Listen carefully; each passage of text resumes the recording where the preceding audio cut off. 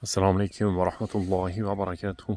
Xayrli, nurli, barakatlik, ibodatlik, zikrlik, yaxshiliklarga to'la tong bo'lsin hammamizga, hurmatli jamoat. Bitta savol o'ta ko'p kelyapti-da, men shunga hayron qolyapman. Ko'pchilik bilmaydi ekan.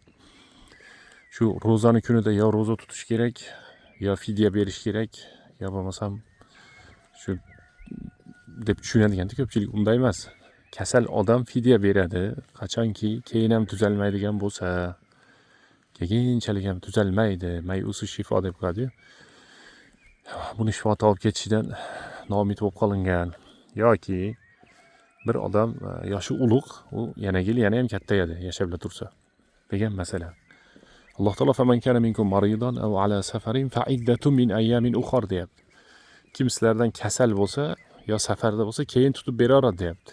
Tuzaladigan odam masalan kasal bo'lib qoldi, 3 kun, 5 kun, 10 kun sanab qo'yadi shu kunini idda qilib, fa iddatun.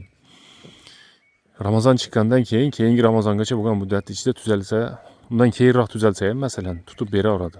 U emizg'ili bo'lishi mumkin, bo'yida bo'lishi mumkin deganda ayollarga tegishli. Keyinchalik tutib beradi.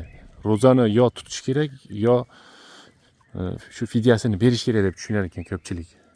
Keyin tuzalsa fidya bermaydi. Fidyani tuzalmaydigan kasal yoshi ulug'lar beradi-da. Shu savol juda ko'p keldi lichkaga. Shunga ko'ngil urpaslar. Doktor ruxsat bermasa ham yurishni boshladik. Ertamanda, tongda qarang qushlar saylashi. Zikrga, yurishlikka, toza havoga nima etsin. Shunaqa toza havo, tinchlik. Endi ko'pchilik kelsa biladi-da. Tinch bo'linglar, ro'zalar qabul bo'lsin.